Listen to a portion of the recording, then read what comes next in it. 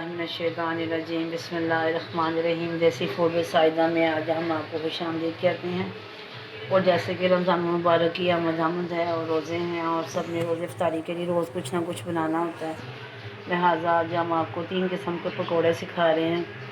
सबसे पहले पकौड़े हैं प्याज वाले, ऐसे रिंग काट लेने हैं और इसके लिए हम बेसन घोलने का आपको तरीका बताती हूँ। ये इसके बेसन है और ये इसका बेसन का नमक मिर्च है।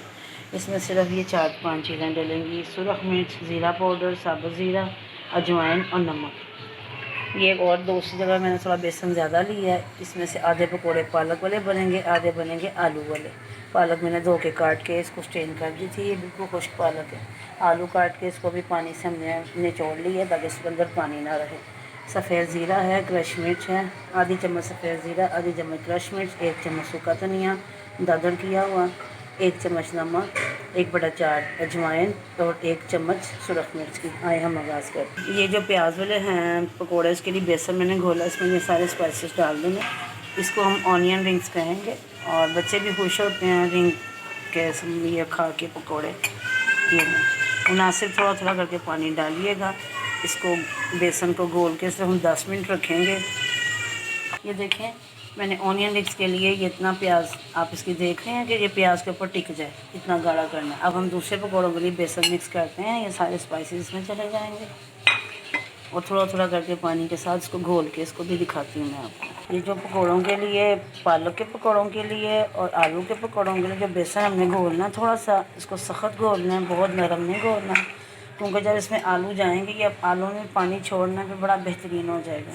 अब इसको भी सबसे पहले मैं ऑनियन रिंग्स बनाऊंगी, फिर मैं ये तलूँगी। ये ऐसे इसको डिप करना है, ऊपर ऐसे बेसन का गाढ़ापन हो के इसके ऊपर टिके, बहुत पतला ना हो। बहुत टेस्टी, बच्चे बहुत खुश होते हैं खा के, और वैसे भी प्याज सेहत के लिए बहुत अच्छा है। ये देखें, बस ये अब निकलने वाला परागा है इसका।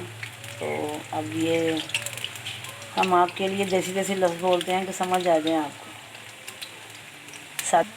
हम सादे सादे लफ्ज़ बोलते हैं कि आप सबको इजीली समझ आ जाए, हमारी माओं को, हमारी खालाओं को, हमारी कज़नों को, हमारी सब बहनों को, हमारे देखने वालों को। बस अब ये निकाल के मैं आपको डिश आउट करके दिखाती हूँ। प्याज वाले तैयार हो गए हैं, अब मैं आपको इकट्ठे डिश आउट करके दिखाऊंगी। अब इसमें मैं पालक मिक्स करने लगी हूँ। ये देखिए,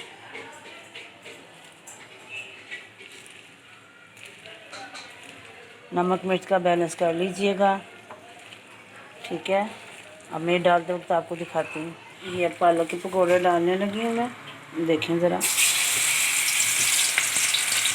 ऐसे बिखेर बिखेर के डालने हैं, एक दूसरे के ऊपर नहीं डालने।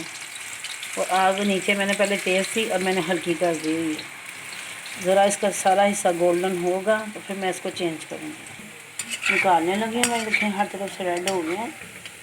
अब ये मैं आलू मिक्स कर रही हूँ। उसी वक्त मिक्स करने हैं, करके नहीं रखने हैं, फिर बहुत पतला मटेरियल हो जाता है, फिर आपको मज़ा नहीं आएगा। मैं कढ़ाई में डाल के आपको दिखाती हूँ।